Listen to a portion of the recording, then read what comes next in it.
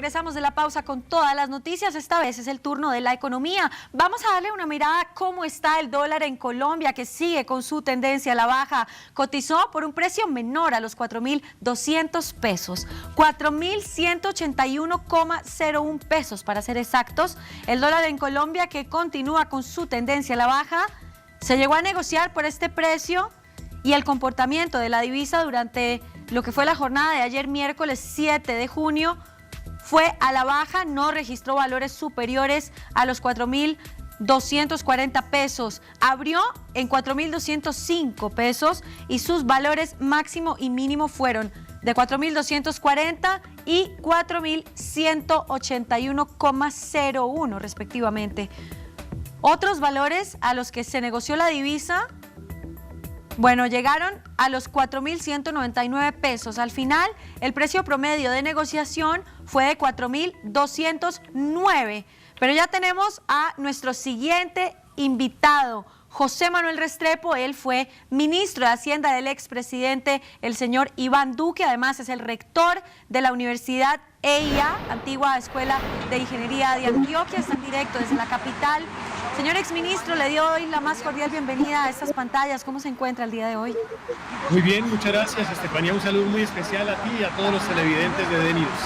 Lo mismo, muchísimas gracias por estar con nosotros. Expliquémosle a los televidentes y empecemos a analizar cómo ha sido el comportamiento del dólar. Creo que ninguno de nosotros esperó que bajara tanto.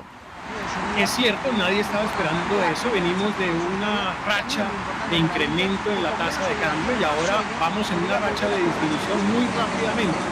Pero para eso hay razones, Estefanía. La primera razón, sin duda, es una razón global. No le está yendo bien a Europa. La situación de Estados Unidos es incierta todavía. Y creo también que en petróleo, el acuerdo internacional que se ha llegado, se está avanzando recientemente, pues ayuda en esta disminución de la tasa de cambio. Pero desde el frente local, por esto también hay que decir que en el frente local hay temas importantes. Hay un mejor comportamiento del crecimiento de la economía. Ha habido una disminución de la inflación a nivel nacional, una mejora en la materia fiscal y en el déficit de balance en cuenta corriente. Y lo que también todo el mundo dice, y es absolutamente cierto, no le está yendo bien a las reformas del presidente Petro que tanto asustaban al sector empresarial. Esa era justamente mi siguiente pregunta. ¿Cómo está ligado el valor al que cotiza el dólar con las medidas políticas y, por supuesto, con lo que pasa con el gobierno de cualquier país? Pues piense usted que cuando se dio la elección presidencial, la tasa de cambio empezó a crecer muy rápidamente porque había una serie de temores con las reformas que proponía el gobierno y la incertidumbre que se desarrollaba de allí en adelante. Pero lo que está sucediendo recientemente por las razones políticas, por la pérdida de la presidencia del Congreso de la República, por la situación misma del proceso aprobatorio de las reformas que no están logrando los consensos, está generando, pues, en este caso ya no la preocupación, sino como la medio tranquilidad en el sector empresarial de que pues no se van a lograr esas reformas que tanto asustaban al sector empresarial, y por eso los inversionistas pues tienden a demandar seguramente o a traer más dólares a nuestro país. ¿Se recomienda que la gente ahorre en dólares? Hombre, yo creo que ahí hay dos clases de tontos, dicen en el mundo: el que dice para dónde va el dólar y el que le cree. Aquí es importante también tener en consideración que muy seguramente el dólar va a seguir bajando. Si usted revisa los otros países de América Latina, nuestro peso todavía sigue siendo muy costoso. El peso debería estar del orden de 3.700 a 3.800 pesos. Luego puede bajar, pero, y es importante decirlo, no hay que cantar victoria. Se están vendiendo futuros de dólares a 5.100 pesos al año 2025. Entonces todavía no hay plena credibilidad de lo que pueda llegar a suceder en los próximos años. Bueno, ya que mencionó Latinoamérica, démosle una mirada a cómo están las economías del vecindario y cómo está la economía de Colombia con relación a los otros países. América Latina acaba de mostrar, según el Banco Mundial y la OECD, que la tasa de crecimiento va a ser más alta de la esperada para este 2023. Lo mismo le está pasando a Colombia. Quiere decir que esto está sucediendo con México, está sucediendo con Chile, está sucediendo con Brasil, está sucediendo con Perú. La inflación está cediendo más rápidamente en todos los países menos Colombia. En Colombia ya está cediendo, pero no al mismo ritmo. Quiere decir que en los otros países el comportamiento de precios está siendo mejor.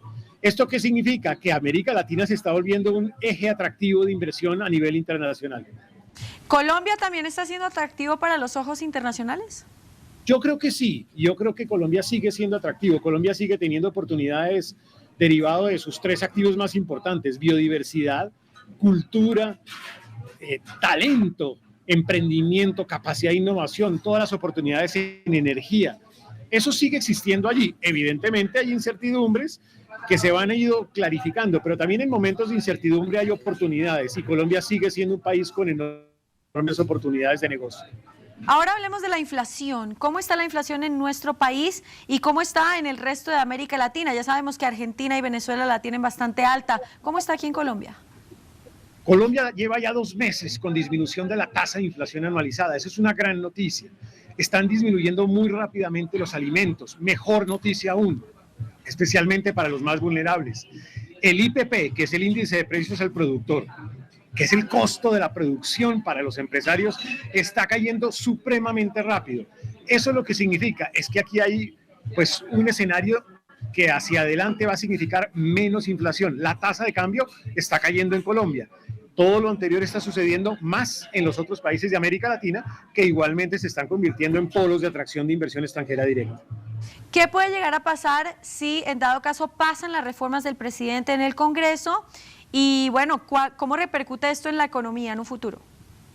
Depende de cómo salgan, Estefanía, porque si salen un poquito más aguadas, si se quiere, esa sería una buena noticia, porque logramos algunos propósitos que todos queremos en materia de reforma en salud, en materia de reforma pensional, en materia de reforma laboral, pero sin afectar dramáticamente al sector productivo o sin generar costos fiscales excesivamente altos. Si salen como está la reforma laboral, sería realmente muy complicado para el sector empresarial, especialmente para la micro y la pequeña empresa.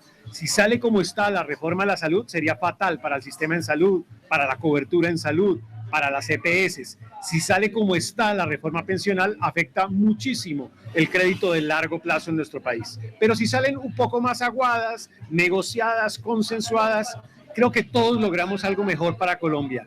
Tanto aquellos que creemos que debe haber más cobertura, que debe haber beneficios sociales, dignificación del trabajo, como aquellos que creen que esto tiene que ser, como también lo creemos todos, con sostenibilidad fiscal y con desarrollo empresarial. Ya que usted fue parte del sector político, quiero preguntarle cuál fue su opinión acerca de lo sucedido en el Congreso de los Estados Unidos con el tope de deuda de ese país. Pues este es un escenario que siempre es difícil en los Estados Unidos, es un síntoma cuando no hay pleno consenso político. Hay que estar muy atentos a esa situación. Me preocupa mucho lo que está sucediendo hoy en Europa. Me preocupa también que los Estados Unidos eventualmente puedan entrar en un escenario de recesión. Eso afectaría a nuestros países de América Latina en materia de capacidad de exportación de estos países, que había sido, entre otras, además, cifra récord hasta el año 2022. Pero ya vemos en Colombia, por ejemplo, un primer trimestre con caída durante 5 meses de las exportaciones del país. Bueno, ¿qué más? Ya miramos la economía latinoamericana, miramos Estados Unidos, miramos Colombia. ¿Por qué no nos vamos a China? Vámonos a Asia. ¿Qué está pasando con la economía asiática y cuáles son las inversiones que ha tenido últimamente en América Latina, que se encuentra muy activo el tema, específicamente con Brasil, ¿no?